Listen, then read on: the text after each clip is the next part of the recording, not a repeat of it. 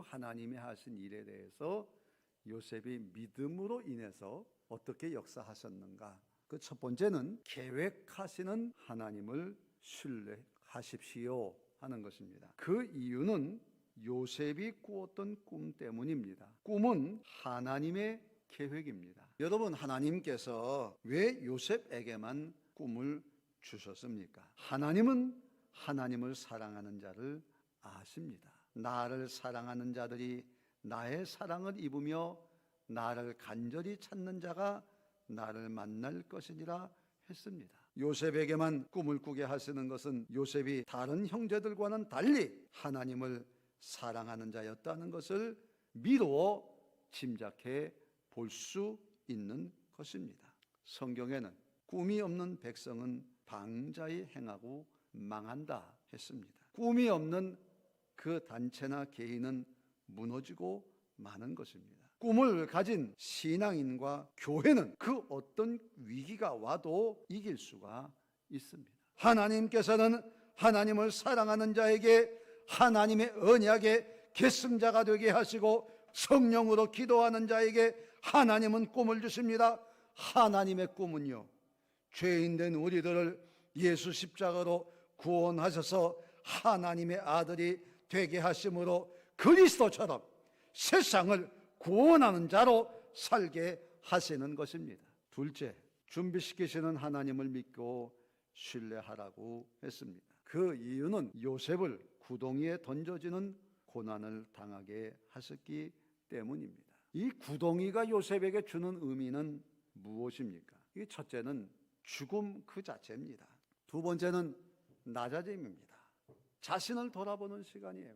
사실 요셉은 형들의 잘못을 아버지께 고자질함으로 미움을 많이 받았어요. 충분히 겸손해지고 낮아졌을 것입니다. 그리고 세 번째는 기다림이에요. 하나님의 도우심을 바라는 것입니다. 하나님이 준비시키는 것이라고 본다면 당연히 요셉은 하나님을 바라고 기다려야 할 것입니다. 하나님께서 요셉을 어떻게 하셨습니까? 하나님은 요셉을 구덩이에서 건지셨습니다. 여러분에게 요셉과 같은 기가 막힐 웅덩이가 있습니까? 절망하지 마세요. 구덩이를 준비하신 하나님을 신뢰하시면 반드시 승리하게 하실 줄로 믿으시기를 주의 이름으로 축원합니다.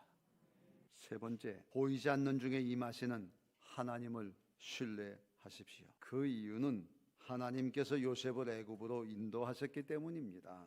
이런 상황은 우연히 일어난 것이 아닙니다. 하나님께서는 아브라함에게 후손들이 400년 동안 애굽에 가서 살게 될 것이라고 하셨습니다. 애굽에서 430년 동안 큰 민족을 이루셨습니다. 요셉이 형들에 의해 애굽의 노예로 팔려갔지만 사실은 하나님의 계획 속에 있는 일이었다는 것입니다. 여호와께서 요셉과 함께 하심이라. 여호와께서 그를 범사에 형통하게 하셨더라. 범사에 형통했다는 말의 의미는 아무 일이 없이 평탄하다는 말이 아닙니다. 하나님이 함께 해도 고난이 있고 억울한 일이 생기는 것을 요셉에게 보여주셨습니다. 하지만 보이지 않는 하나님이 함께 하심을 믿고 신뢰하는 자는 반드시 살게 하시는 것입니다.